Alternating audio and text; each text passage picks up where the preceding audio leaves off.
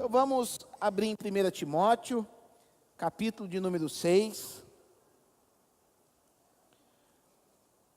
Faz tanto tempo que eu não uso Bíblia de papel que eu nem sei mais o que é isso, né, gente? 1 Timóteo, capítulo de número 6. A partir do verso de número 3. 1 Timóteo, capítulo 6, a partir do verso 3. Diz assim: se alguém ensina outra doutrina e não concorda com as sãs palavras de nosso Senhor Jesus Cristo e com o ensino segundo a piedade, é enfatuado, nada entende, mas tem mania por questões e contendas de palavras, de que nascem inveja, provocação, difamações, suspeitas malignas, altercações sem fim, por homens cuja mente é pervertida e privados da verdade, supondo que a piedade é fonte de lucro. De fato, grande fonte de lucro é a piedade com o contentamento, porque nada temos trazido para o mundo, nem coisa alguma podemos levar dele. Tendo sustento e com o que nos vestir, estejamos contentes. Ora, os que querem ficar ricos, caem em tentação e cilada, e muitas concupiscências insensatas e perniciosas, as quais afogam os homens na ruína e perdição. Porque o amor do dinheiro é a raiz de todos os males. E alguns, nessa cobiça, se desviaram da fé, e a si mesmos se atormentaram com muitas dores. Senhor Jesus e meu Pai, eu clamo a Ti nessa noite, nós como igreja do Senhor, nós clamamos, meu Pai, pela Tua visitação, clamamos pela Tua graça, clamamos pelo Teu favor, meu Pai, porque queremos ser instruídos, meu Pai, conforme o Teu Espírito, para que possamos, meu Pai, usar de todos os recursos que o Senhor tem dado a nós, meu Pai, de maneira correta, de maneira sensata, e que possamos cada vez mais ser agradáveis a Ti, Senhor Jesus.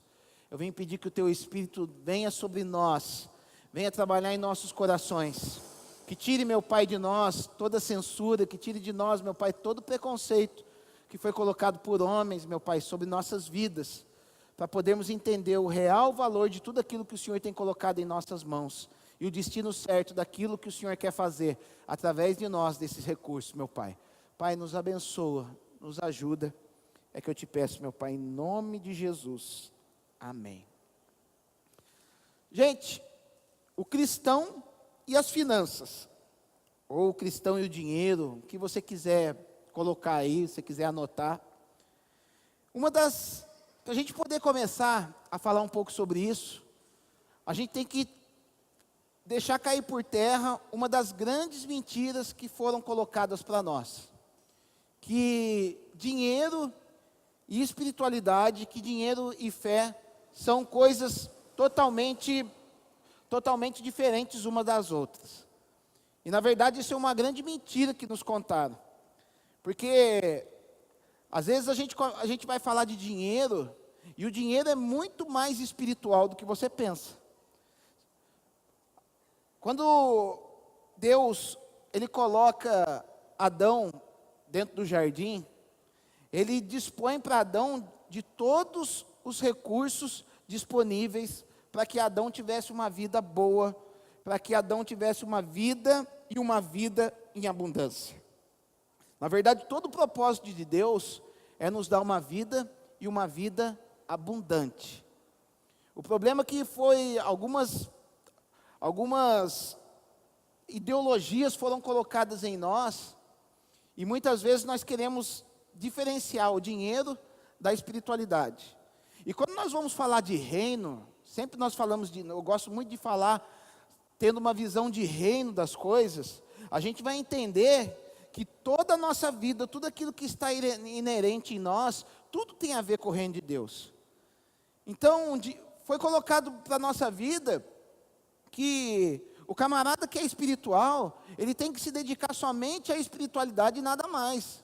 Mas quando a gente olha Jesus falando acerca do reino, o reino o que que é? É uma sociedade, é um lugar onde o que governa são os preceitos do rei que está sentado no trono.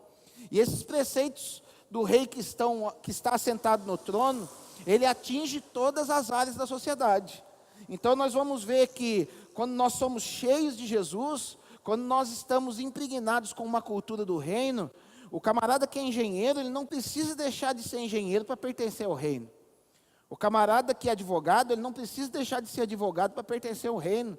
Ele vai ser um advogado ministrando preceitos do reino. Ele vai ser um médico fazendo da maneira correta como o reino de Deus pede. Ou seja, nós vamos, conforme aquilo que Jesus nos designou, nós vamos atingindo as diversas áreas da sociedade. E com o dinheiro não é diferente. Com o dinheiro, tudo aquilo que o Senhor coloca nas nossas mãos, sempre vai ser para o quê? Para o crescimento do reino. Só que um dia colocaram nas nossas mentes, inseriram dentro de nós, que o dinheiro não é espiritual. Que o dinheiro é o mal desse século. Que o dinheiro só traz desgraça. Gente, dinheiro não traz desgraça em momento nenhum. O mau uso do dinheiro é que vai trazer desgraça para a nossa vida. Então, como a gente leu aqui no texto, Timóteo está falando de algumas pessoas que se desviaram na fé pelo mau uso com o dinheiro. E muitos deles, até mesmo, coisa que não acontece nos dias de hoje, né? Começaram a praticar a piedade como fonte de lucro. Ou seja, os camaradas começaram a abrir igreja, começaram a fazer determinadas coisas para poder obter dinheiro. Esse negócio de abrir igreja para tomar dízimo dos outros, não é de agora. Isso já é desde lá de trás. Mas graças a Deus a gente vai ser instruído com relação a isso, para que a gente possa ficar atento àquilo que Deus quer fazer, através das nossas vidas. Então, quando a gente vê Adão inserido lá dentro do Éden, ele não tinha dinheiro, ele não tinha nota de real, ele não tinha dólar, ele não tinha nada daquilo, mas ele tinha recursos que foi dado por Deus para que ele pudesse ter uma vida e uma vida em abundância. Ou seja, todos os recursos que Deus coloca para nós, aquilo tem o quê? Tem um valor. Aquilo tem um valor para nós. Porque muitas vezes a gente confunde valor com preço. Sabe qual que é a diferença de valor com preço? Valor, meus amados, é o que você leva. É quando você compra um produto, o valor que está embutido nele. Ou seja, eu posso, para mim, esse microfone ele tem um valor. Mas se eu der esse microfone para uma pessoa que não usa microfone, para ela não tem valor nenhum. Ou seja, valor é aquilo que está embutido numa coisa que traz algum benefício para mim. O tamanho do benefício que aquele objeto, que aquela coisa traz para mim, aquilo tem um valor embutido dentro daquilo. Agora o preço é diferente. O preço é aquilo que a gente paga. É aquilo que colocaram como um número em cima daquilo que você precisa. Ou seja, a gente vai ver que uma pessoa, quando ela dá valor para alguma coisa, ela tem coragem de pagar um alto preço naquilo. Ou seja, então, o que a gente tem que ficar, o que Deus fez para nós? O que Deus colocou lá no Éden para Adão? Colocou muitas coisas que tinham valor para Adão. Mas aquilo não tinha preço para Adão, por quê? Porque Adão ainda não tinha a consciência do que era viver sem aquilo. Então as coisas foram chegando para Adão, e ele não tinha como precificar aquelas coisas, porque ele não sabia o que era viver sem aquilo. Eles viviam o quê? Numa inocência, eles viviam numa pureza. Mas a partir do momento que o pecado entra no mundo, as coisas começam a ser precificadas. As coisas começam a ser colocado preço. E o homem começa a avaliar aquilo que ele tinha como recurso nas suas mãos.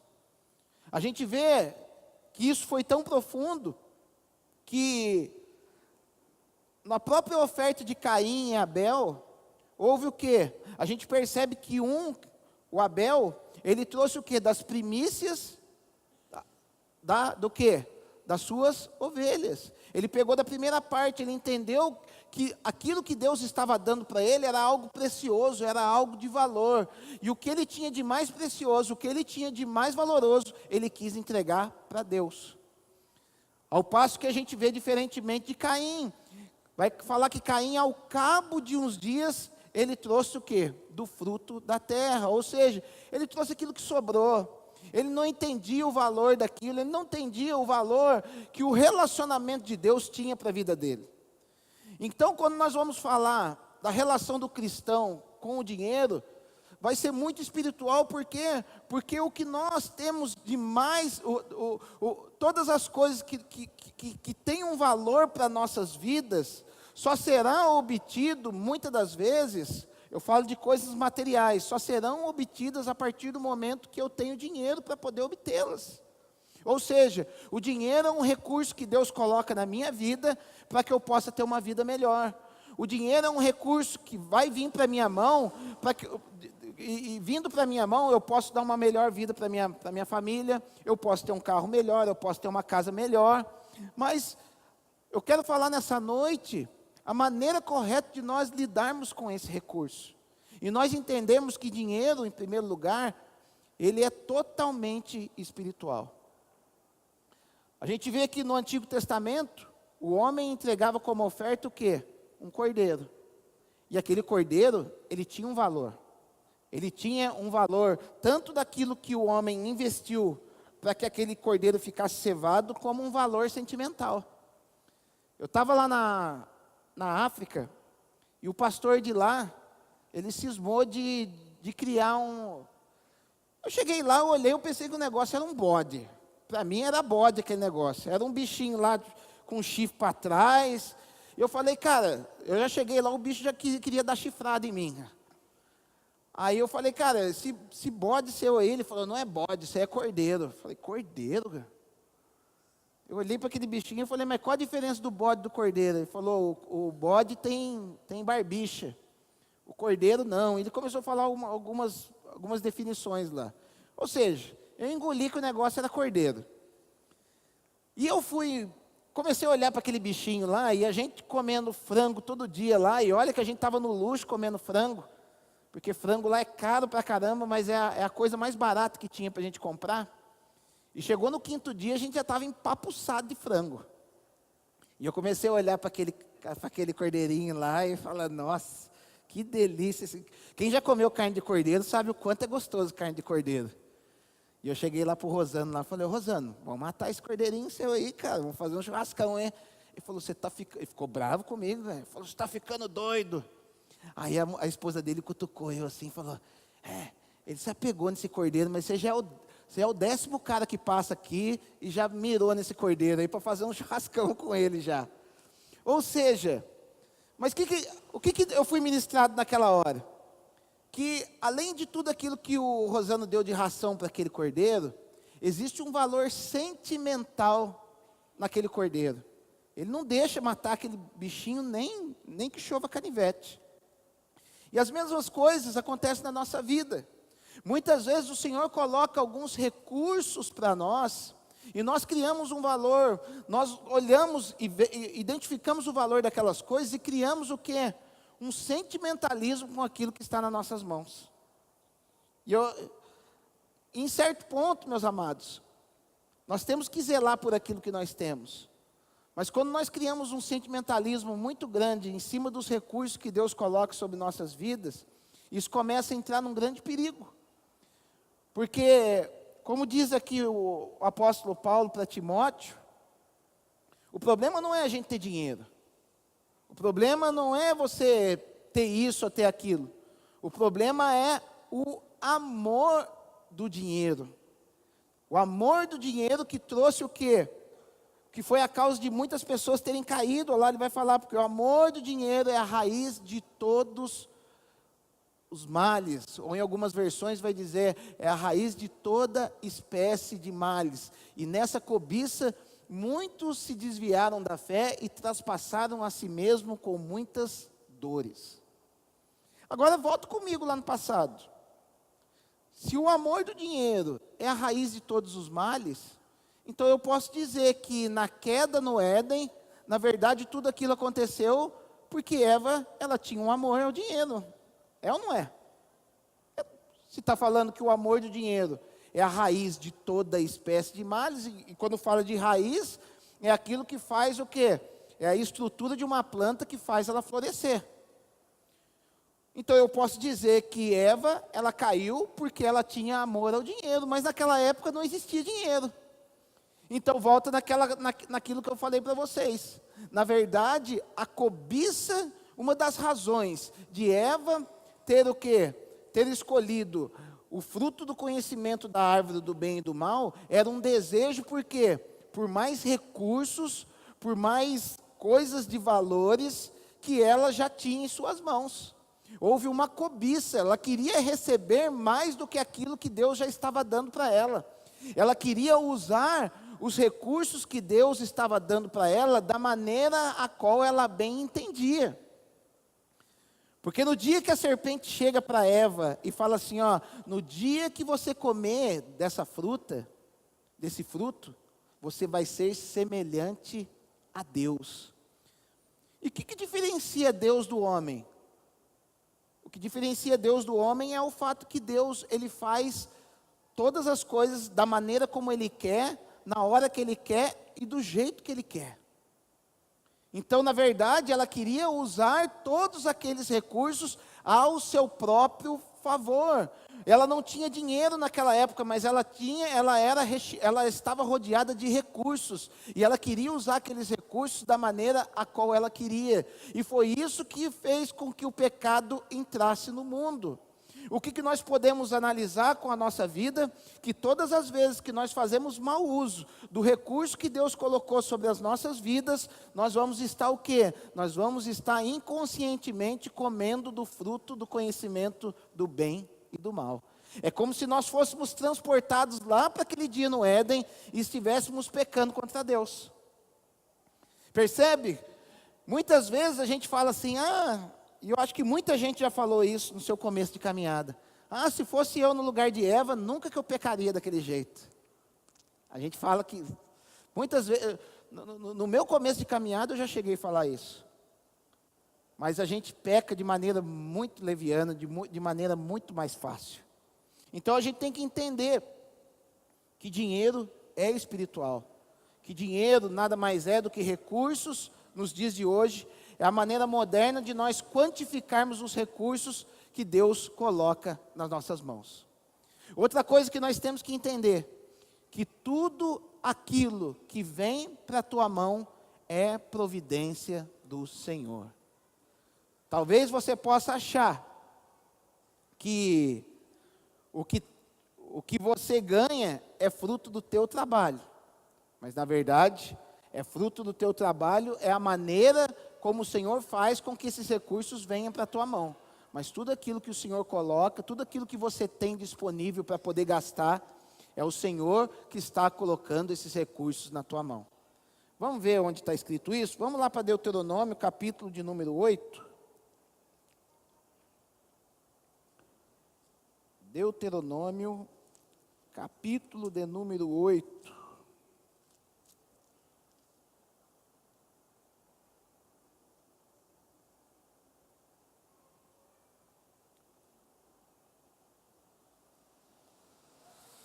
Olha que vai estar no 8 a partir do verso 14. Se eleve o teu coração e te esqueça do Senhor teu Deus, que te tirou da terra do Egito, da casa da servidão, que te conduziu por aquele grande e terrível deserto, de serpentes abrasadoras, de escorpiões e de secura, em que não havia água, e te fez sair água da pederneira, que no deserto te sustentou com maná, que teus pais não conheciam, para te humilhar e para te provar, e afinal te fazer bem. Agora olha o que está escrito: não digas, pois, no teu coração, a minha força e o poder do meu braço me adquiriram estas riquezas. Antes te lembrarás do Senhor teu Deus, que é Ele que te dá força para adquirires riquezas, para confirmar a sua aliança, que sob juramento prometeu aos teus pais, como hoje se vê. Se te esqueceres do Senhor teu Deus, e andares após outros deuses, e os servires, e os adorares, protesto hoje contra vós outros, que perecereis. Gente, o que Moisés está falando aqui? Ele fala no capítulo 8 de Deuteronômio, falando acerca do povo que tinha passado por uma prova, que o Senhor tinha conduzido eles para o deserto, para eles passarem fome, para eles serem humilhados, para eles receberem o maná do céu, que era algo que eles não conheciam, para mostrar que Deus estava o quê? Sondando os corações deles. E Deuteronômio 8 vai dizer então que um dia eles iriam passar por essa prova, eles iriam vencer, iriam chegar no lugar prometido que Deus tinha falado para eles e para os pais deles. E Deus está falando naquele momento, então quando vocês chegarem no momento de fartura, no momento onde aquilo que vocês estão plantando, estão florescendo, não deixe com que o seu coração pense que aquilo que você está recebendo vem do fruto do teu trabalho, vem da tua inteligência, vem dos teus lindos olhos azuis. Não é. Aquilo que você está recebendo é provisão do Senhor. Tudo aquilo que está vindo para a tua mão nada mais é do que recursos que estão chegando na tua mão para que o reino venha se movimentar. Ah, pastor, mas eu não sabia que aquilo que eu estou ganhando é para que o reino de Deus venha se movimentar. Pois é. É por isso que muitas vezes a gente começa a se perder diante das coisas que vêm para nossas mãos. É por isso que muitas vezes a gente fica perdido com os recursos que vêm para nossas mãos. É como nós não entendemos que tudo aquilo que vem para nossas mãos são recursos para que o reino de Deus venha prosperar, para que o reino de Deus venha crescer. Porque entenda uma coisa, aquilo de recursos que Deus colocou no mundo é algo limitado. Deus colocou uma quantidade de recursos no mundo, ainda que alguns recursos ainda estão escondidos, mas aquilo é algo que Deus colocou e pronto. Deus, Ele não fica lá do céu falando assim, ó, agora eu vou formar uma jazida de ouro embaixo da terra, para que não. Deus, Ele já formou o mundo da maneira que tinha que formar, Ele já colocou recursos da maneira que tinha que colocar. Os recursos da terra são limitados. Tanto é que quem já fez um pouco de aula de economia vai saber que o dinheiro que nós temos hoje nada mais é do que o fruto de um lastro de ouro que tem que estar na sua equivalência. Quando o homem começa a imprimir mais cédula de dinheiro do que a quantidade de ouro e de pedras preciosas que existe no mundo, aquilo começa a gerar uma inflação. Aquilo começa a fazer com que a economia se desestabilize.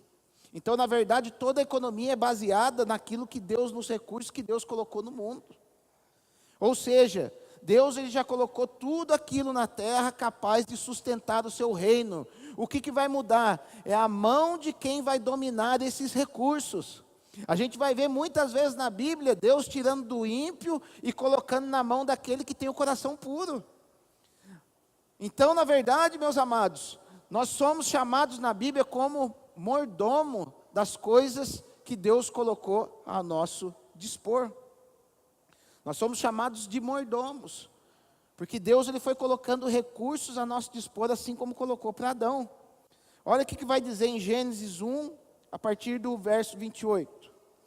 E Deus os abençoou e lhes disse: sede fecundos, multiplicai-vos, enchei a terra e sujeitai-a. Dominai sobre os peixes do mar, sobre as aves do céu e sobre todo o animal que rasteja pela terra. E disse Deus ainda: eis que vos tenho dado todas as ervas que dão semente e se acham na superfície de toda a terra, e todas as árvores em que há fruto, que dê semente, isto vos será para mantimento. Ou seja, Deus estava dando recursos para o homem, e de todos os animais da terra, e de todas as aves do céu, e de todos os répteis da terra, em que há fôlego de vida, toda a erva verde lhe será para mantimento. E assim se fez. Viu Deus tudo quanto fizera, e eis que era muito bom. Houve tarde e manhã, o sexto dia. Ou seja, Deus, Ele colocou na mão do homem todos os recursos necessários para que ele tivesse uma boa vida. O problema é que quando entra o pecado do mundo, o homem começa a se perder no gerenciamento desses recursos. E é isso que nós não podemos deixar com que entre no nosso coração. A gente, em primeiro lugar, reconhecer que por menor que seja o teu salário, é Deus colocando recursos, é Deus colocando algo na tua mão, e que você vai ter que honrar o Senhor no gerenciamento desses recursos.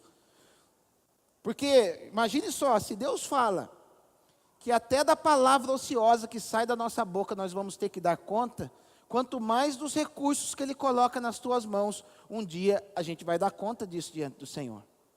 A gente acha que quando a gente chegar diante do Senhor naquele dia, a gente só vai falar do pecado que eu cometi, do irmão que eu falei mal, do não sei o que. Não, o Senhor vai cobrar de você os recursos que Ele colocou na tua mão. Quando a gente vai ver ali em Mateus 25, Ele vai falar o quê? Da parábola dos talentos. Parábola dos talentos, meus amados, apesar do nome talento ser o quê? O mesmo nome do quê? Dos dons que nós temos, das aptidões que nós temos. Quem tem uma aptidão, ele tem um talento. Então vamos lá, o cara tem uma aptidão para poder fazer uma escultura, hein? Então ele tem um talento com escultura. Ou o cara, ele tem um talento musical, mas não é desse tipo de talento que está falando naquela parábola. Talento, nos tempos de Jesus, era uma medida de peso para poder medir dinheiro, e era equivalente a 40 quilos de prata. Então vai falar que o Senhor, Ele saiu e deixou talentos para aquelas pessoas conforme a sua capacidade. Vamos lá em Mateus 25 para a gente poder ler aquele texto?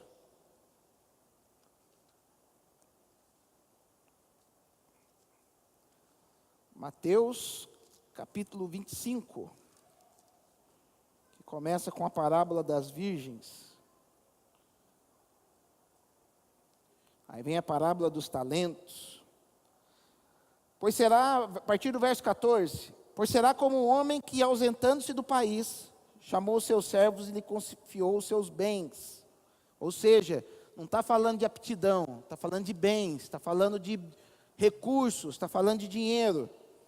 E deu 5 talentos a outro, 2 e a outro, a um deu 5 talentos, a outro 2 e a outro 1, a cada um segundo a sua própria capacidade, e então partiu. Ou seja, alguns de nós, meus amados, fomos chamados para poder gerenciar uma certa quantidade de dinheiro. Outros não vão ter capacidade de gerar não vão ter muita capacidade de gerenciar alguns recursos que Deus vai colocar. Por isso que o próprio Senhor Jesus vai falar que aos pobres há sempre tereis. Ou seja, o pobre, meus amados, enquanto não se estabeleceu verdadeiramente o reino na sua plenitude, no milênio, sempre vai ter pobre na terra. Porque pobreza, meus amados, aprendam uma coisa: pobreza não é o fato da pessoa ter dinheiro ou não. Pobreza é uma questão de capacidade mental de lidar com dinheiro. Você pode chegar para o pobre e dar R$1 milhão para ele. A gente vê, você assiste a cada uma vez, 2 vezes por ano, você vai ver uma reportagem no Fantástico do cara que ganhou na Mega Sena, ganhou R$10 milhões e passou 3 anos, o cara não tem nada, ele está devendo tudo que tem. Ele não só não tem mais o dinheiro, porque ele deve quantia equivalente do que ele recebeu. Por quê? Porque a pobreza não está em você ter dinheiro ou não, a pobreza está na capacidade de gerenciar. E é isso que aconteceu nessa parábola dos talentos. Então vai falar que um recebeu 5, outro recebeu 2, conforme a sua capacidade. Mas vai falar que um dia aquele Senhor, ele volta, e ele fala assim, dá conta do talento que eu te dei. E vai falar que o que recebeu 5, ele multiplicou aquele talento em outros 5. O que recebeu 2, ele multiplicou o talento e mostrou 4 talentos para aquele senhor. Mas vai falar que o que recebeu um talento, ele enterrou e escondeu aquilo lá. Ou seja, se aquele senhor tinha dado um talento para ele, ele tinha que no mínimo ter feito com aquele talento, ele tivesse multiplicado, ele gerasse 2 talentos, e ele não conseguiu fazer aquilo. Ou seja, vai falar que ele foi o quê? Olha lá, ó. Verso de número 26. Respondeu, porém, o Senhor: servo mau e negligente. Ou seja, quando você não gerencia corretamente aquilo que vem para a tua mão, o Senhor vai te chamar de negligente. Se você não tem gerenciado de forma correta aquilo que o Senhor tem colocado como recurso nas tuas mãos, você tem sido negligente. Ah, pastor, mas eu ganho pouco. Amém. Se você ganha pouco, das duas uma. Ou você vai ter que se capacitar para você ganhar mais, ou se você não estiver disposto a se capacitar para você ganhar mais, você vai ter que dar uns 3 passos para trás e adaptar a sua vida naquilo que você tem na mão para poder gerenciar.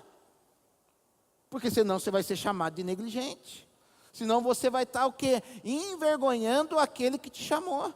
E não é isso que Deus tem para nós.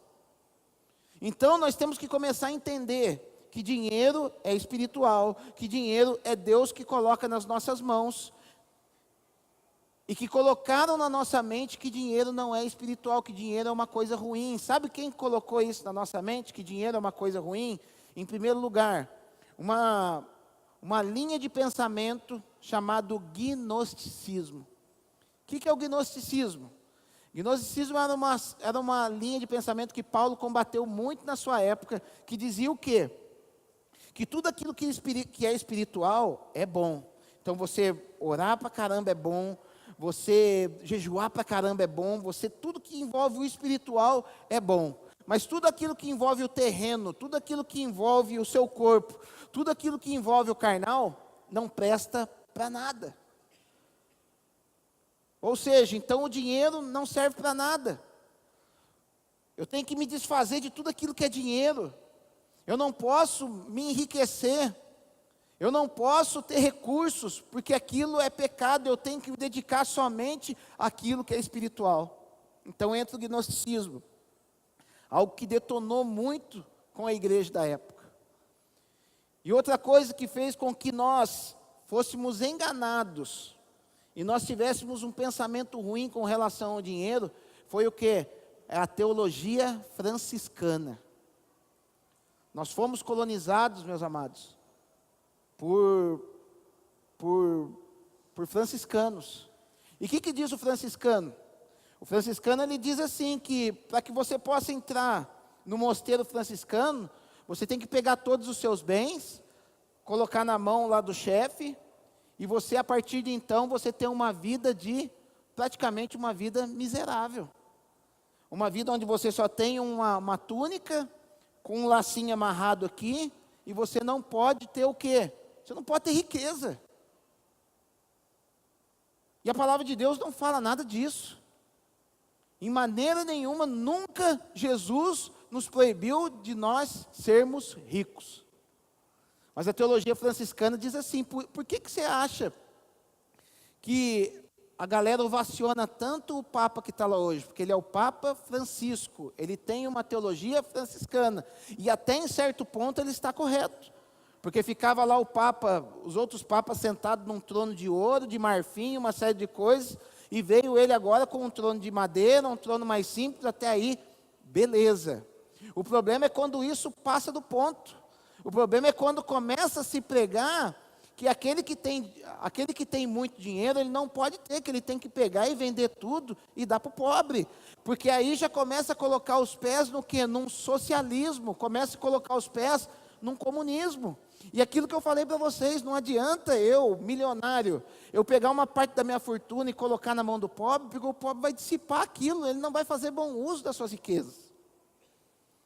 Então entende como há um equilíbrio, não há problema nenhum você ter dinheiro, porque Deus, Ele nos chama, meus amados, para uma vida próspera. Mas o que é a verdadeira prosperidade? Paulo está dizendo no texto que nós lemos aqui, vamos lá de novo, 1 Timóteo, capítulo de número 6.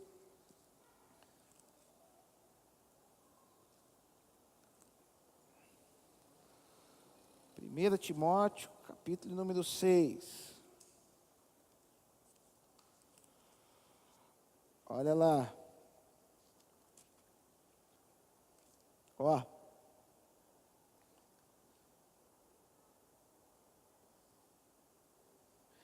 Verso de número 6. De fato, grande fonte de lucro é a piedade com o contentamento. O que é piedade? É uma vida santa. É uma vida devota a Deus. Então o que ele está dizendo aqui? Que o verdadeiro lucro, a verdadeira coisa boa que você pode ter na sua vida, em primeiro lugar, é você estar satisfeito com aquilo que você tem. Se você for uma pessoa que é satisfeita com aquilo que você tem, muito provavelmente você não vai ser uma pessoa que vai ficar devendo no SPC, você não vai ser uma pessoa que vai ser uma pessoa avarenta, você vai ser uma pessoa controlada, onde o Senhor vai achar um coração que possa derramar mais recursos na tua vida. Nós temos que ter esse coração. Então essa teologia franciscana fez isso com a gente. Entendemos que há uma diferença entre o rico e o pobre. Só que muitas vezes nós vemos o rico que não tem problemas com o dinheiro e vemos pobres que são avarentos. Então, o que Deus ele espera de nós, sabe o que é? Não é uma distinção de quem é rico e quem é pobre. Porque nós vamos ver muitos ricos que não têm problema com dinheiro. E nós vamos ver muitos pobres que são avarentos. Você quer ver como uma pessoa é avarenta? Quando você empresta o dinheiro para a pessoa, quando você empresta um dinheiro para a pessoa, vamos lá, vamos reformular para vocês entenderem melhor.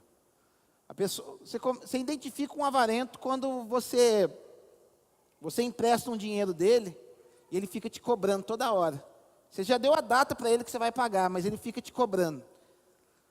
Aquela pessoa muito provavelmente é uma pessoa avarenta, uma pessoa que tem problema com dinheiro. Porque ela enxerga nas pessoas possíveis maus pagadores. Pelo fato de ele ser um mau pagador, ele acha que todas as pessoas são iguais a ele. Então o que ele fica fazendo? Ele fica te cutucando para que você pague ele. Então geralmente são pessoas avarentas, são pessoas que têm problemas com dinheiro. E a gente vê muitas pessoas que muitas vezes são pobres e têm essa dificuldade. E nós vamos ver muitos ricos que não têm problema com dinheiro. Você vê um cara como Bill Gates. Não sei se vocês já acompanham a vida dele. Você vai ver que ele vai, na hora que ele chega num ápice de fortuna, o que ele fala? Eu vou distribuir. É lógico, gente. É lógico que ele não fica na porta da casa dele falando, quem quer dinheiro? Não. Ele identifica pessoas empreendedoras, ele identifica instituições que vão criar vacina para não sei que doença, doença tropical. Ele identifica algumas pessoas que têm a capacidade de gerenciar aqueles recursos. E ele fala, eu vou destinar o meu recurso para eles. Eu vou destinar o meu outro recurso para eles. O cara é tão seguro com relação ao dinheiro que ele já falou para os filhos dele, no dia que eu morrer a minha fortuna não vai ficar para vocês. É lógico que ele falou que vai deixar um dinheirinho para eles lá, e o dinheirinho do Bill Gates não é coisa pouca. Mas a gente entende que ele é um rico que não é avarento. Ele é um rico que não tem problema com dinheiro. E a gente vê muito pobre hoje em dia, que muitas vezes ele recebe uma oferta na casa dele, ele recebe recebeu 10 cestas básicas, ele não tem a capacidade de pegar uma cesta básica e dar para uma outra pessoa. Ainda que ele veja que a data de validade está para os próximos meses, ele prefere deixar aquilo estragar na casa dele do que dar para outra pessoa. Ou seja, é uma pessoa que tem problema em gerenciar os seus recursos. E não é isso que Deus tem para nós. Por quê? Porque lembre-se, gente, lembre-se sempre no teu coração, todo recurso que vem para a tua mão é algo para que o reino de Deus venha se movimentar. Eu não vim aqui para falar para você o que você vai ter que ofertar, o que você vai ter que semear, o que você vai ter que guardar, o que você vai ter que pôr na poupança. Não sou eu o responsável disso. Sabe a melhor maneira de você saber o que você vai fazer com o seu dinheiro? É você ter intimidade com o Espírito Santo. Se o Espírito Santo tiver acesso no teu coração, você pode ter certeza que todos os recursos que vierem para a tua mão, eles vão ter bom uso. Todos os recursos que vierem para a tua mão, eles vão ter o lugar certo onde eles vão parar. Agora parece que é muito louco, né? Quando é para a gente receber, parece que a gente está com o ouvido tinindo para ouvir aquilo que Jesus quer fazer, né? Então a gente está pedindo para o Senhor, e o Senhor fala no nosso coração, ó, você vai receber R$1.000 hoje à noite. Ô glória! O cara pula, o cara sapateia, o ouvido dele fica afiado espiritualmente. Mas quando a voz do Espírito Santo chega nele falando assim, ó, é o seguinte, é para você dar R$1.000 por irmão seu que está do lado ali. O cara começa a repreender Satanás, o cara fala, sai de mim em nome de Jesus, sai essa voz aqui. Já percebeu isso, gente?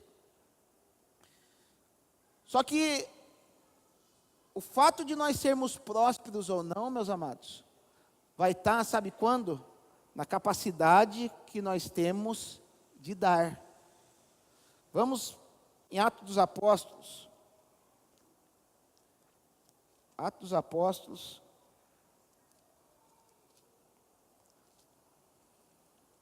Capítulo número 20.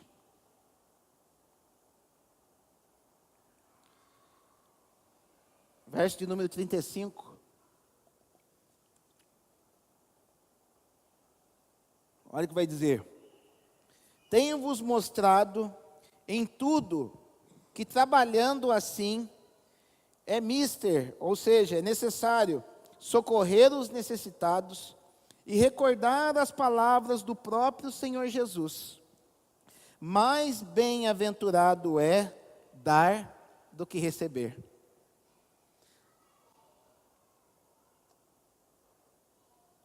Você pode fazer uma autoavaliação.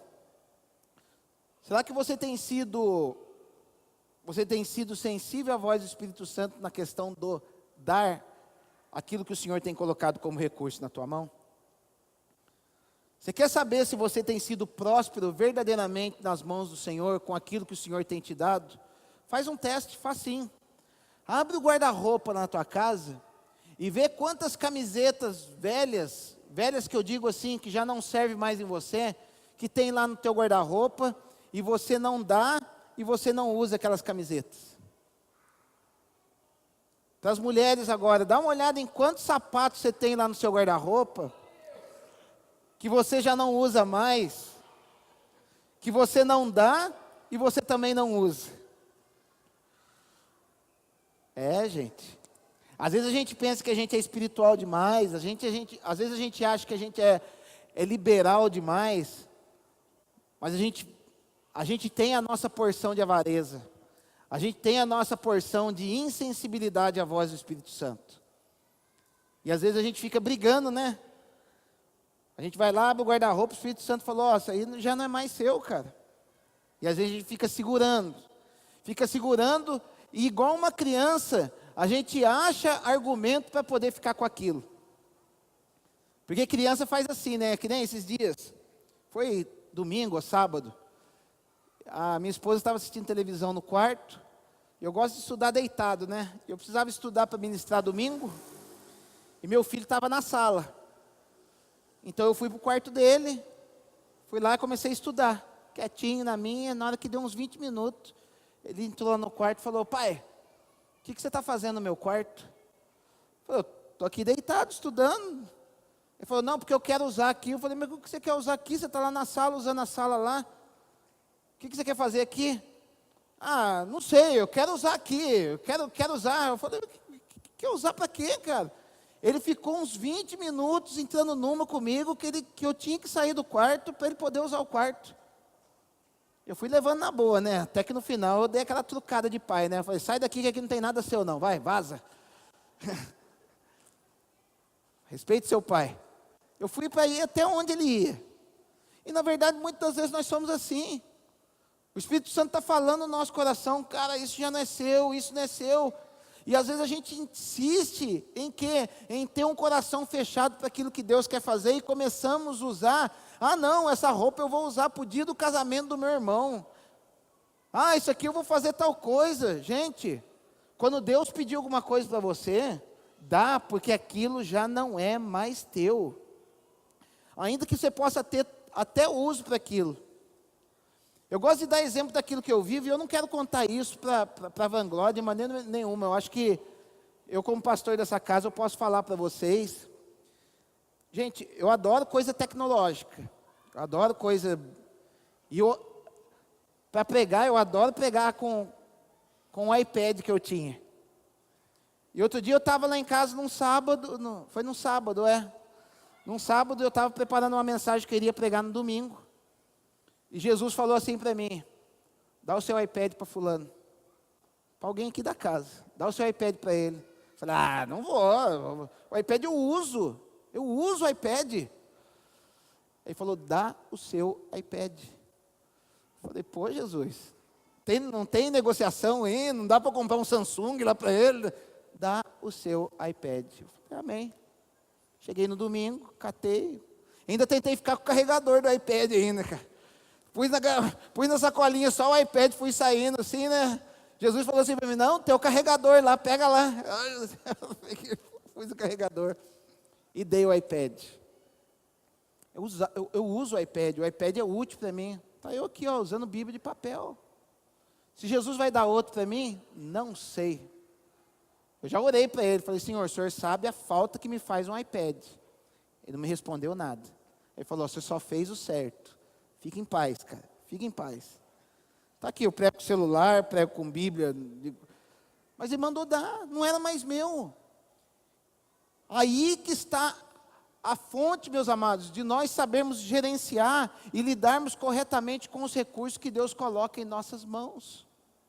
Talvez você tenha muito recurso, é porque Deus, Ele quer fazer o quê? Quer fazer de você uma fonte para que venha regar outros riachos. Ou seja, a gente vai ver na palavra, na Bíblia, que existe um mar morto, que só recebe, e não deságua para lugar nenhum.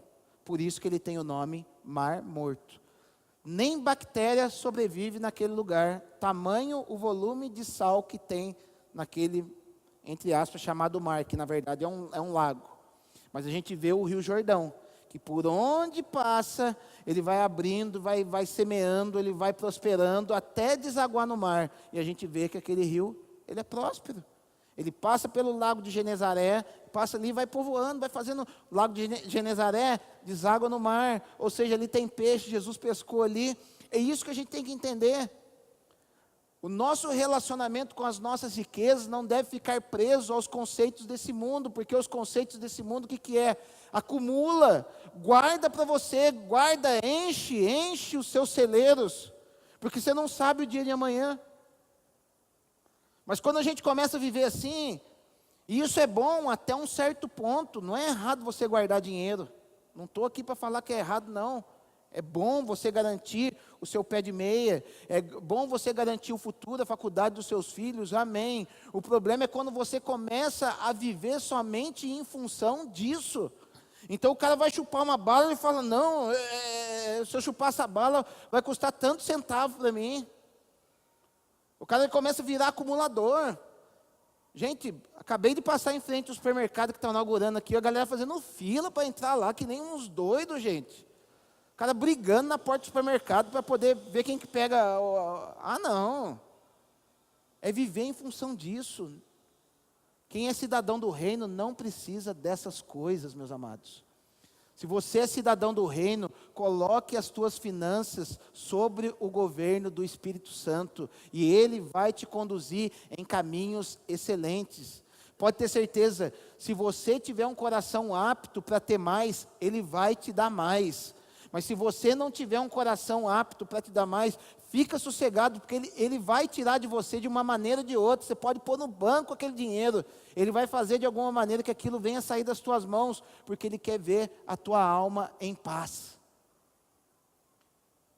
Eu estava vendo, porque tem gente que está cheio de dinheiro e não está em paz, porque a gente pensa que a paz está no dinheiro. Ontem eu vi a história, não sei quem já assistiu o filme, aquele filme que é o Tigre e o Dragão, que tem um cara que quase careca igual eu assim, que ele caminha por cima das coisas. É um filme de japonês, de ninjas. Chama O Tigre e o Dragão. O nome do personagem é o Lee Mubai. Eu não sei o nome artístico dele. Mas ontem eu vi uma reportagem falando que ele tem uma fortuna de 750 milhões de dólares. Ele acabou de anunciar que ele vai estar doando para a caridade os 750 milhões de dólares. Porque, segundo ele não precisa dessa quantidade toda de dinheiro e ele quer ter uma vida em paz. A gente pensa que a paz está no dinheiro. O cara está se desfazendo do dinheiro para que tenha uma vida em paz.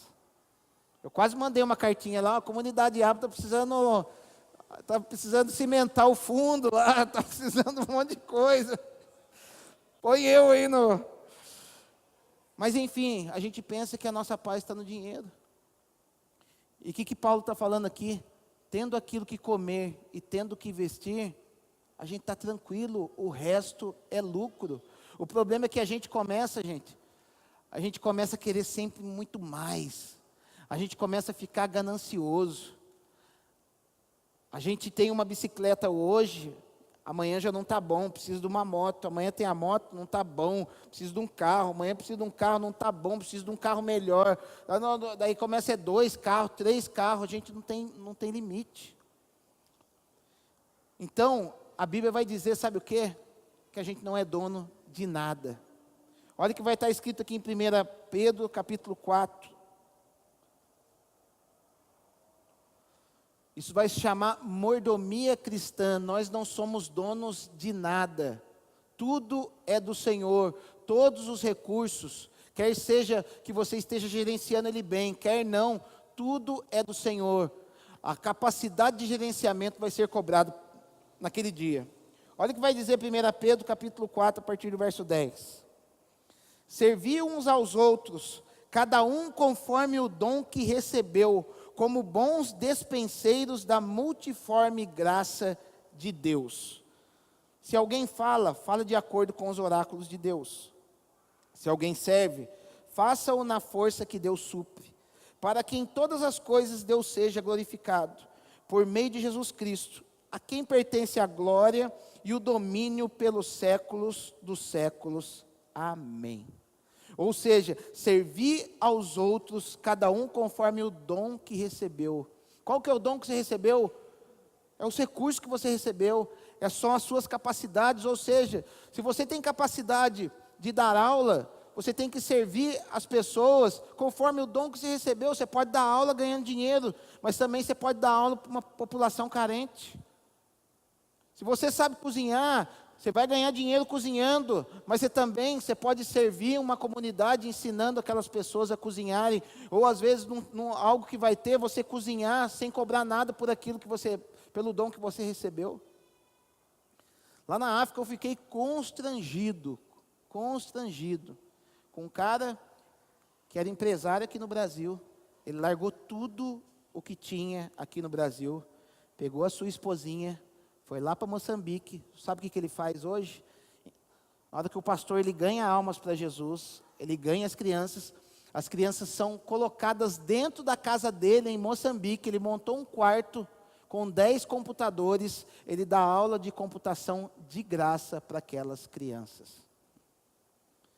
Porque não adianta nada a gente vir aqui, aceitei Jesus, amém, beleza, o cara era bandido, era traficante. Ele veio aqui e aceitou Jesus. A única coisa que ele sabia fazer na vida era traficar. E agora, eu vou soltar esse cara no mundo sem saber fazer nada na vida? A gente está começando aqui, gente, mas o projeto que queima no coração meu e da minha esposa é um dia nós ganharmos alma para Jesus e capacitar essas pessoas. O projeto que eu tenho no meu coração é um dia ter um galpão para poder fazer capacitação para as pessoas. Ou seja, porque não adianta nada. Amém, estou cheio de Jesus, beleza, e como que vai ganhar dinheiro? A gente tem que deixar de usar o nosso romantismo gospel. Deus muitas vezes pode mandar alguém levar uma cesta básica na porta de sua casa, pode, amém, mas Ele não quer que você viva dessa maneira. Deus, Ele não quer que nós vivamos de misericórdia. Deus, Ele quer que nós plantemos e colhemos. Essa é a vontade de Deus para nós. Mas para isso, meus amados, todo o reino, todos aqueles que realmente são de Cristo, todos aqueles que são de Jesus, cada um tem que colocar os seus recursos que recebeu do Senhor à disposição do Senhor. Por isso que a gente sempre fala no momento de oferta. O momento de oferta é crucial. A gente não faz aqui para poder tirar dinheiro seu, para poder pegar dinheiro seu. Gente, se eu fosse precisar do seu dinheiro, eu não tinha saído do meu emprego, porque eu ganhava muito, muito, muito bem. A minha esposa ganhava excelentemente bem, para poder oferecer algo para vocês. Mas o Senhor falou, larga tudo isso e vai oferecer aquilo, a aptidão que eu estou colocando em você, vai oferecer para o povo. Quem está cuidando da gente é Deus, principalmente agora, vendemos a empresa. Quem vai cuidar da gente é Deus. Eu não vou ficar fazendo mandinga gospel aqui com você, gente, vamos ofertar aqui, que Deus vai dar 1.000 para você amanhã. Não vou, nessa casa não se faz isso. E também não vou ficar chegando aqui para vocês e falando, gente, esse mês eu não consegui pagar o aluguel lá em casa. Não vou fazer isso aqui. Porque eu entendo que a partir do momento que eu coloquei os meus recursos para Deus, Deus ele vai cuidar de mim de forma recalcada, sacudida e transbordante. A partir do momento que você coloca todos os teus recursos à disposição do Senhor, o Senhor vai te sustentar de forma recalcada, sacudida e transbordante. Sabe o que é recalcado, sacudido e transbordante? Eu aprendi esses dias com o pastor Anderson Silva. É quando você vai... Eu vou dar um exemplo um pouco diferente do que ele deu, mas a lógica é a mesma. Quando você vai no pipoqueiro, tem uns pipoqueiros que é safado, né? Ele pega o saquinho e coloca assim, entrega para você, mas está cheio de espaço ali. Mas tem os pipoqueiros que é honesto. Então o pipoqueiro, ele pega aquele saquinho de pipoca, ele põe a pipoca e dá umas batidas, aquilo vai cabendo mais, e ele põe aquilo, de tal na hora que você pega o saquinho de pipoca, vai caindo pipoca para tudo quanto é lado, aquilo é recalcado, sacudido e transbordante. Então talvez você vai olhar para a minha vida agora e falar, mas você não recebeu nada ainda. Eu tenho recebido outras coisas do Senhor. O problema é que nós focamos somente, a nossa mente está focada somente no dinheiro. E quando a gente vê alguém que tinha um carro bom e tem um carro inferior, a gente acha que aquela pessoa, ela está falindo. A gente acha que Deus não está abençoando aquela pessoa, mas muitas vezes ela não está com o carro da maneira como você esperava que ela tivesse, mas em outras áreas da vida dela, ela tem crescido. Talvez na união dentro do lar dela, ela tenha crescido. Talvez no secreto dela, ela tenha conhecido, Deus tenha se revelado mais a ela. E isso, meus amados, não tem preço, tem valor. O problema é que nossos olhos estão viciados a olhar para preço. Já percebeu como a gente é viciado para olhar para preço? Ó a garrafa d'água que eu comprei. Quanto você pagou nela? A gente é viciado por um negócio de preço. Comprei uma carne lá no supermercado. Quanto você pagou nela? Tudo é preço. Mas a gente deixa de olhar o valor que aquilo tem. O valor que aquilo tem. Quando entendemos que o que está em nossas mãos não é nosso, passamos a entender que há uma responsabilidade sobre aquilo que foi deixado em nossas mãos.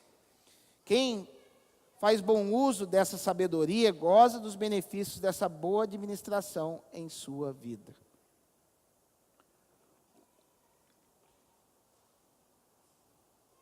A gente olha para Davi e vê que Davi era um cara próspero, né?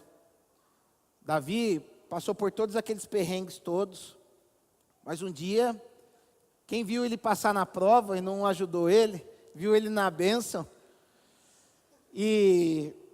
mas a gente entende por que Deus pôde fazer tudo aquilo que fez por Davi. Porque olha uma das frases de Davi.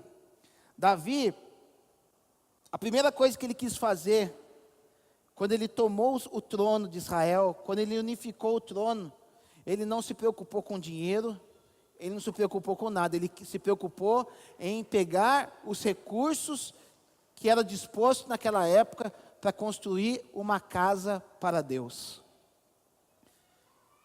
Enquanto que Saul queria fazer uma plataforma, Saul queria aparecer, Saul queria fazer uma série de coisas, Davi não. Davi, ele se preocupou em olhar e pegar os recursos para construir uma casa para Deus. E as pessoas começaram a trazer as ofertas.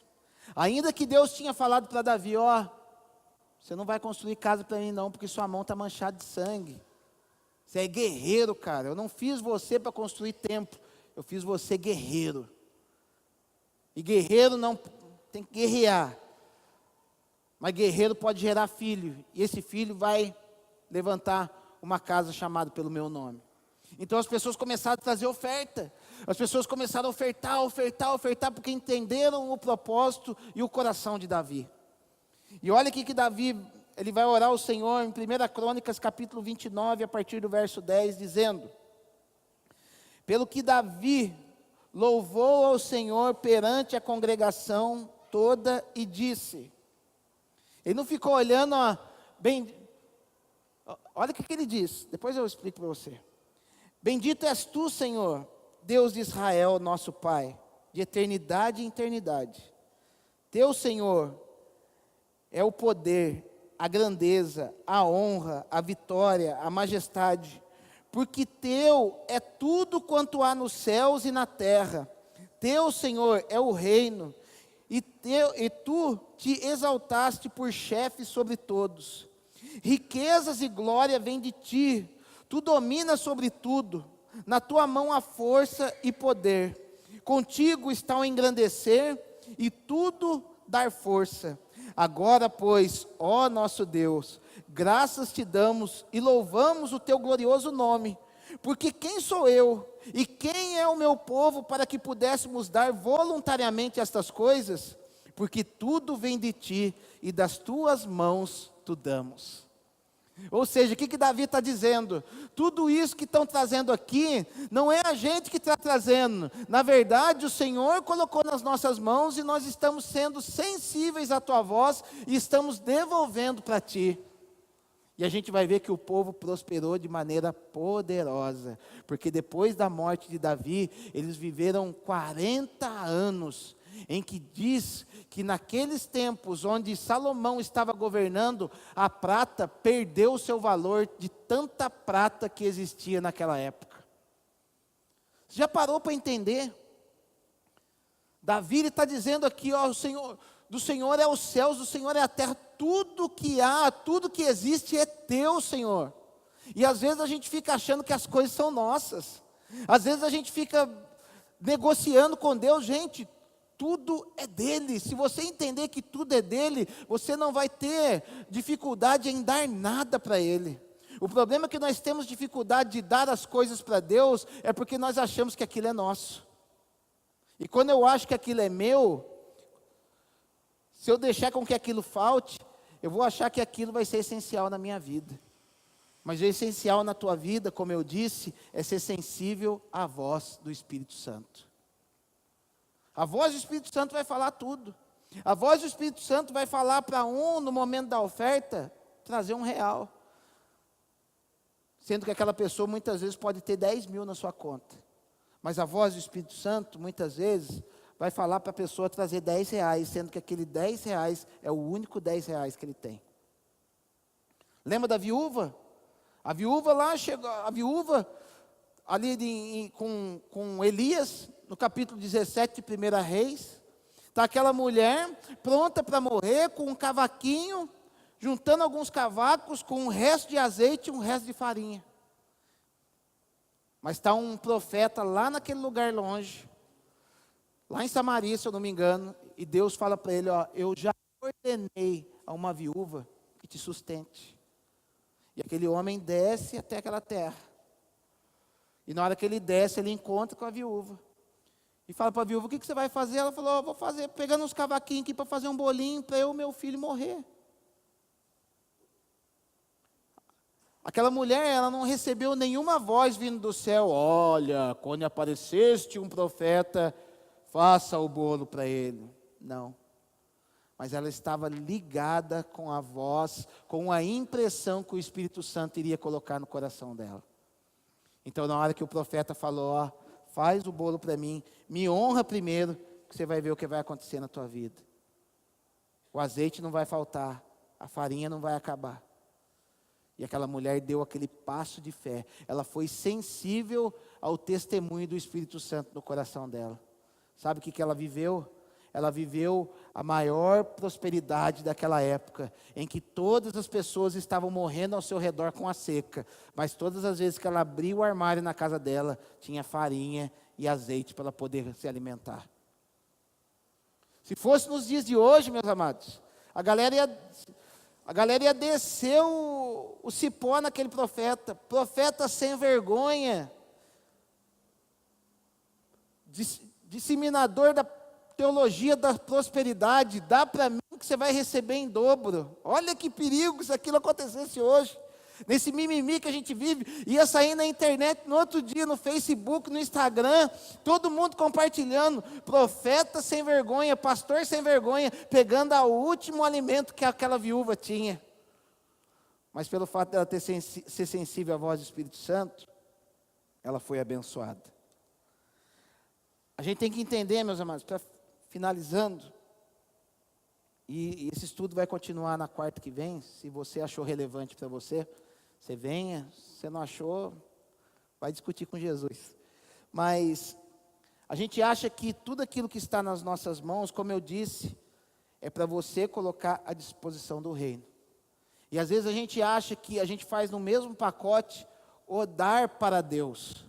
A gente acha que dar para Deus é simplesmente eu estou dando para Deus no dízimo, eu estou dando para Deus nas ofertas, eu estou dando para Deus em primícias. Gente, em cada posição, em cada momento que você oferece o seu recurso para Deus, você tem que ver em que posição o Senhor está te colocando para você poder colocar os seus recursos a favor do reino. Por exemplo, existem duas maneiras, dentre as muitas que eu vou falar, eu quero falar sobre duas hoje, de maneiras de eu dar ao Senhor, de eu colocar os meus recursos para que o reino de Deus seja estabelecido na terra. O primeiro é a questão das esmolas. A gente acha que a gente não deve dar esmola.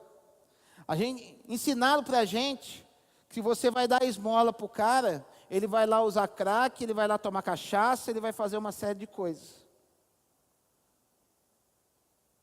Mas o dar esmola não é errado. É lógico, você não vai dar esmola para todos que te pedem, até porque você não ia ter dinheiro para dar para todo mundo. Mas a gente tem que entender que há uma diferenciação entre dar esmola e dar uma oferta.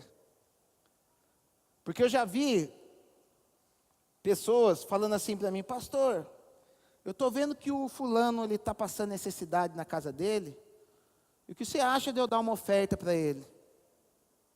Eu falei: você não vai estar dando oferta, você vai estar dando uma esmola para aquela pessoa. Porque esmola você não dá somente para o pedinte que está na rua. Esmola, meus amados, é quando você sente a impressão de dar os seus recursos, de dar uma parte dos seus recursos para alguém que está passando por alguma necessidade. Quando você dá algo para alguém que está passando uma necessidade, você está ofertando na vida da pessoa.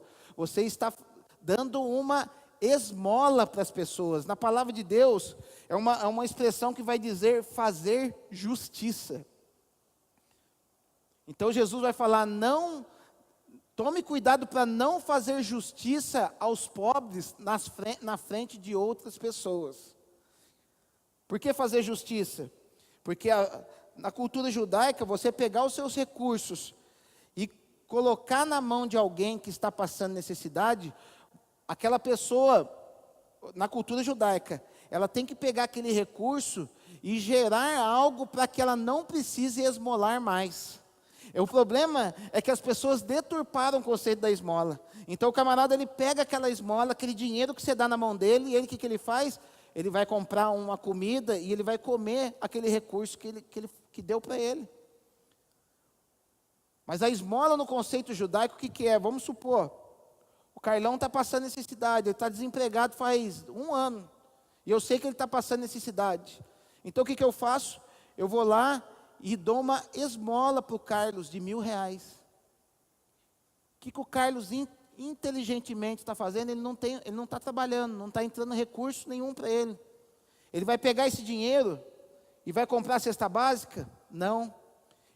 Lógico, ele vai pegar parte desse dinheiro, ele vai comprar o sustento da sua família, mas ele vai pegar ali uns R$ 200, ele vai lá na loja de doce, ele vai comprar um saco de pirulito, ele vai comprar uma caixa de chocolate, e ele vai para um semáforo, vender aquele chocolate. Com aquela caixa de chocolate, ele vai fazer 2 caixas de chocolate, e assim, daqui a pouco, o que acontece? Ele não precisa mais da minha esmola para ele. Esse é o conceito de esmola. E a esmola, meus amados, o conceito de fazer justiça, o conceito de esmola, quando você esmola na vida de alguém, quando você dá uma esmola para alguém, aquilo, sabe o que faz? Ele gera uma recompensa espiritual na tua vida. Não vai trazer uma recompensa financeira para você.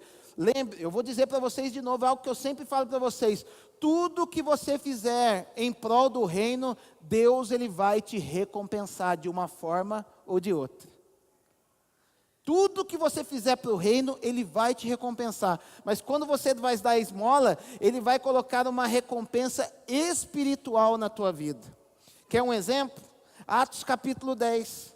Existia um homem, um centurião chamado Cornélio. Aquele homem não era convertido, mas ele era um homem que ele estava constantemente em oração e ele dava esmola para as pessoas. E vai dizer que um certo tempo, Deus ele fala com Pedro, falando assim, vai na casa de Cornélio, vai vir 2 pessoas aí te procurar. Você segue eles e vai na casa de Cornélio, porque as orações dele e as suas esmolas subiram diante de mim. Sabe o que aconteceu? Aquele homem, ele foi visitado na casa dele por Pedro. Pedro ministrou na vida dele. Ele e toda a sua família foram batizados com o Espírito Santo na lata. Quanta gente que está aí pedindo para ser batizado com o Espírito Santo não foi batizado até hoje. Aquele homem, na primeira visita de Pedro na casa dele, foi batizado com o Espírito Santo. Ou seja, pelo fato das suas esmolas terem subido até o Senhor, eles foram o quê? Eles receberam uma recompensa espiritual. Agora, quando que eu faço uma oferta? Oferta, meus amados, é quando eu uso os meus recursos para o quê? Para colocar na vida de alguém que não tem necessidade nenhuma. O problema é que nós estamos errando. O problema é que nós deixamos de ser abençoados, sabe por quê? Porque às vezes eu quero abençoar o fulano, mas eu olho, mas caramba, o cara já tem casa, o cara já tem carro zero, para que eu vou dar uma oferta na vida dele? Porque ali é terra fértil, porque ali vai multiplicar.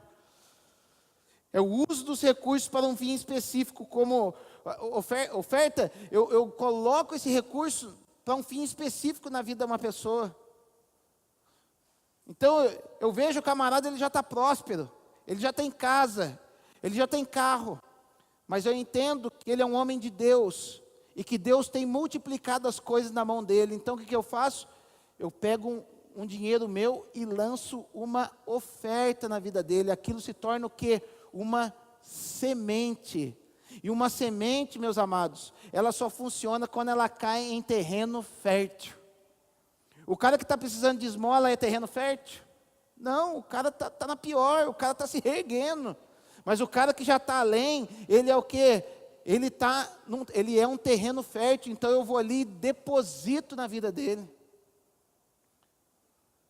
E quando eu lanço uma semente, quando eu lanço uma oferta na vida de quem já é próspero, aquilo que ele está vivendo, a frutificação que ele está vivendo, ela vem para a minha vida, ou seja, eu recebo o quê? Eu recebo bens materiais na minha vida, eu recebo mais sementes na minha vida para que eu possa semear mais ainda. Então, eu esmolo, recebo recompensas espirituais. Eu oferto, eu recebo sementes na minha mão. O problema é que a gente quer ser mais bonzinho que Deus. Então eu tenho recurso na minha mão e eu fico caçando quem está precisando para poder lançar semente naquela pessoa. Você está lançando semente no lugar errado. Você tem que verdadeiramente lançar na vida de quem está prosperando, de quem está crescendo. O problema da teologia franciscana na nossa vida. Porque a teologia franciscana é, pega o pobrezinho, dá dinheirinho para ele, mas ele vai fazer mau uso do dinheiro. Existiam muitas pessoas pedindo esmola naquela época. Estava aquele homem na frente do Templo Formosa, lá em Atos capítulo 3. Está Pedro e João vindo assim, ele lá pedindo esmolinha lá. Quantos anos que aquele homem estava ali pedindo esmola, e o cara não saía daquela situação. Mas chega Pedro e João e fala assim, ó, eu não tenho dinheiro, mas o que eu tenho te dou. Ó, levanta e anda, vai viver a sua vida, vai ganhar dinheiro, cara. Deus não quer que a gente fique vivendo de misericórdia. Deus ele quer nos dar semente. Por isso que eu falei para vocês domingo na questão da semente. Muitas vezes você está comendo a sua semente e não está sabendo. Muitas vezes Deus está te dando recurso para você semear numa boa terra. Identifique as boas terras e semeie naquela boa terra. Gente, Deus já me deu dinheiro que eu já mandei para pastor, que eu nunca nem me relacionei com esse pastor, mas eu tenho visto o ministério dele prosperar. Eu tenho visto esse cara prosperar, eu tenho visto esse cara fazer acontecer. Só mandei um direct para ele no Instagram. Cara, me manda o número da sua conta, estou depositando tanto aí para você. Semeadura é bênção para mim mesmo, não é bênção para ele não, é bênção para nós. Esse terreno na África que nós estamos comprando, você acha que é bênção para o pastor lá? Em primeiro lugar é bênção para nós, gente. É bênção em nós. Por quê? Porque lá é terra fértil. Não é uma esmola porque ele não está pedindo pelo amor de Deus, não está fazendo isso. Deus tocou no meu coração, abençoa ele. Ele está lá, ele tem 2 carros lá na África. São 2 carros antigos, mas tem 2 carros lá na África. Ele tem uma estrutura já lá. Deus falou, lança uma semente ali, que a semente vai prosperar. Vamos para a Bíblia para a gente poder entender bem rapidinho? 2 Coríntios capítulo 9, a partir do verso 6.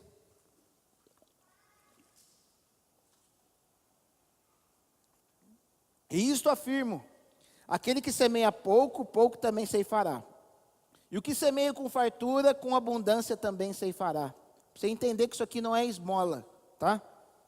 Cada um contribua segundo tiver proposto no coração. Ou seja, não tem aqui que ficar falando quem manda 1.000, quem manda 2.000, é conforme proposto no teu coração. Por isso a intimidade com o Espírito Santo. Não com tristeza ou por necessidade, ou seja, está vendo aqui, ó, eu não coloco aquela semente porque há uma necessidade. Eu não coloco aquela semente porque alguém está pedindo. Não, não é por necessidade. Cada um, porque Deus ama quem dá com alegria. Ou seja, você vai semear, semeie com alegria. Deus pode fazer, olha que depois que você faz isso, Deus pode fazer abundar em toda a graça. Ou seja, o que eu falo para vocês, isso aqui não é a graça salvadora. Deus vai fazer abundar em você o que? As ferramentas espirituais, o conhecimento de Deus, o poder capacitador de Deus sobre a tua vida. A fim de que, tendo sempre em tudo ampla suficiência, superabundez em toda boa obra. Como está escrito, distribuiu, deu aos pobres, a sua justiça permanece para sempre. Ora, aquele que dá semente ao que semeia. Você está dando semente ao que semeia, não, o cara que está pedindo esmola, ele não está semeando em nada. Você está dando semente àquele que está semeando, ou seja, é um ciclo que vai ocorrendo. Eu semeio na vida dele, ele semeia na vida de outro e começa a acontecer um ciclo.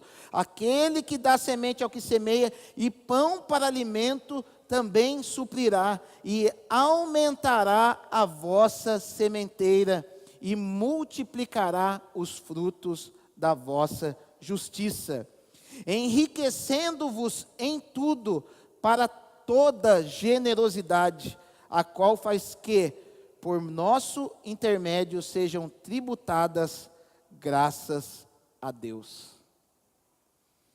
Então percebeu como há uma diferença entre esmola e oferta? Comece a ficar atento nas coisas. E comece a ver aquilo que Deus vai fazer na tua vida. Você vai ver que as coisas vão mudar, tá? Vamos colocar em